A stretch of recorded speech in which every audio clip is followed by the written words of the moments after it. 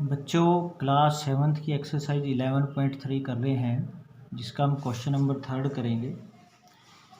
तो क्वेश्चन करने से पहले तो आपको फॉर्मूला एक बार याद करा देते हैं। देखिए, हम इस एक्सरसाइज में वृत्त के बारे में पढ़ रहे हैं। वृत्त की ये त्रिज्या होती है r, यहाँ से सेंटर से लेके। तो अगर वृत्त की आपको परिधि निकालनी हो तो उसके लिए हम या तो 2πr फार्मूला यूज कर रहे हैं। r क्या होती है? त्रिज्या। या फिर हम d क्या है? व्यास। और वृत्त का अगर क्षेत्रफल निकालना हो तो क्षेत्रफल के लिए हमने फार्मूला यूज किया था πr²। और पाई की वैल्यू कितनी थी? 22/7। पाई की वैल्यू 22/7। अब देखिए, हम ये फॉर्मूले ध्यान रखने हैं आपने। थर्ड क्वेश्चन देखिए, यदि एक वृत्ताकार शीट की परिधि 154 मीटर हो तो इसकी त्रिज्या ज्ञात कीजिए और शीट का क्षेत्रफल भी ज्ञात करना है। पाई का मान 22/7 लीजिए। देखो क्या दिया है, इन्होंने कहा है कि एक वृत्त है और उस वृत्त की परिधि होती है यहाँ से यहाँ तक की ये दूरी, एक चक्कर, और ये कितनी है? 154 मीटर। तो हम लिखेंगे, हमें दे रखी है वृत्त की परिधि 154 मीटर। वृत्त की परिधि का फॉर्मूला क्या होता है बच्चों? फॉर्मूला होता है 2πr। मैंने परिधि का फॉर्मूला लिख दिया और इसको बराबर 154 के, और यहाँ पे 2 गुणा में पाई की वैल्यू 22/7 गुणा में r मैंने निकालना है, ऐसे लिख दिया 154। अब r बराबर देखिए बच्चों, r बराबर 154 गुणा में, देखो ये 2 ऊपर गुणा में था, इसको नीचे भाग में ले जाएंगे। 22/7 इधर आके 7/22 हो जाएगा। क्यों? क्योंकि जो गुणा में था वो नीचे भाग में आ गया और जो 7 भाग में था वो ऊपर गुणा में चला गया।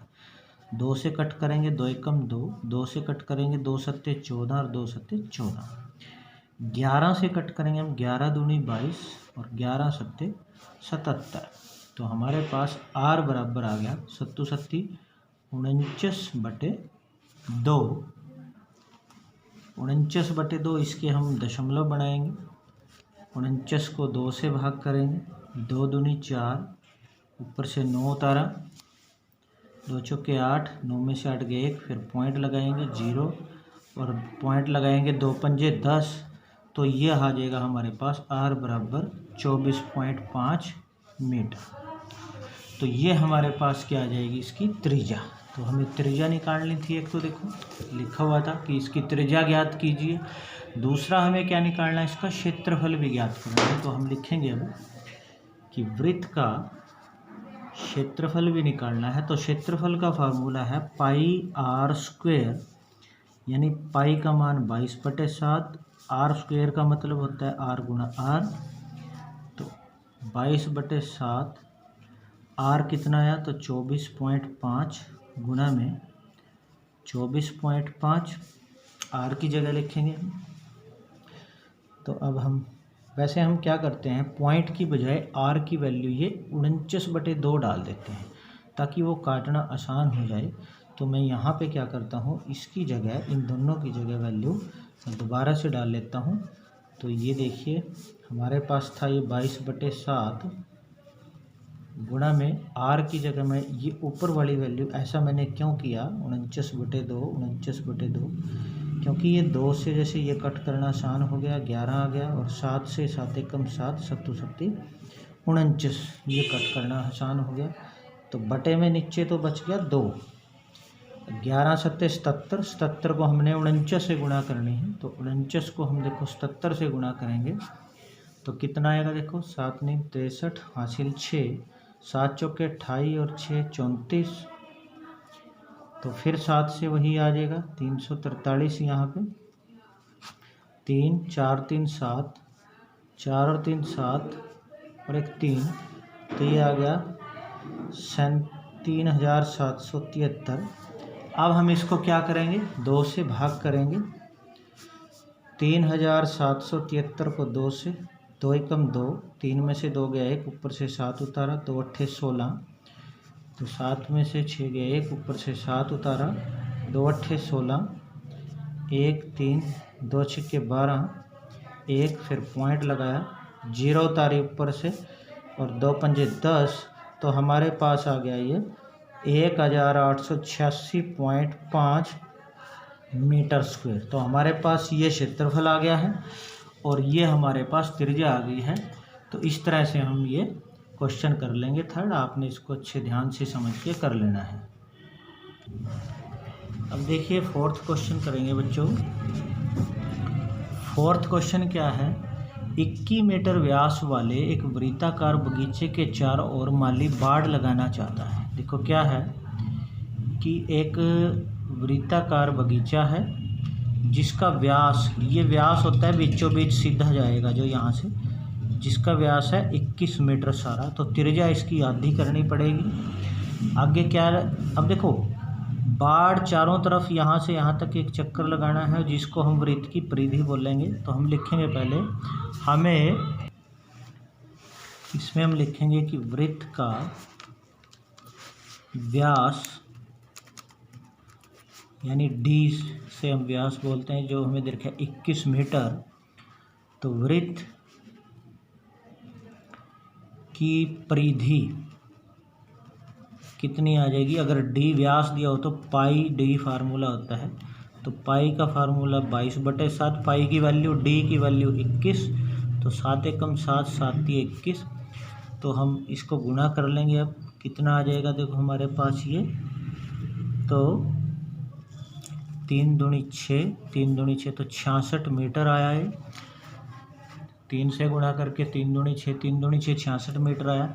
लेकिन वो कहता है यदि वह 2 पूरे चक्कर बाढ़ के लगाना चाहता है, यानी एक चक्कर में जैसे हमारे पास 66 मीटर आ गया, तो 2 यानी 2 चक्कर में इसका डबल कर लेंगे। 2 चक्कर में रस्से की लंबाई की कितनी जरूरत पड़ी, तो 66 को हम 2 से गुणा करेंगे।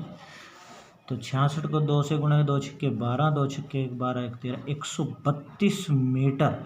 तो ये तो हमें रस्से की लंबाई की जरूरत होगी 132 मीटर की। दूसरा क्या निकालना है, 4 रुपये प्रति मीटर की दर से इसका खर्चा भी निकालना है। तो हम लिखेंगे 1 मीटर रस्से का जो व्यय है या खर्चा है वो है 4 रुपये, और 132 मीटर रस्सा लगा हुआ है। तो हमें क्या करना है, 132 को 4 से गुणा करना है। तो 4 दूनी 8, 4 × 12 और 4 एकम 4 × 5, तो 528 रुपये का रस्सा लगेगा। तो इस तरह से बच्चों आपने ये क्वेश्चन कर लेना है।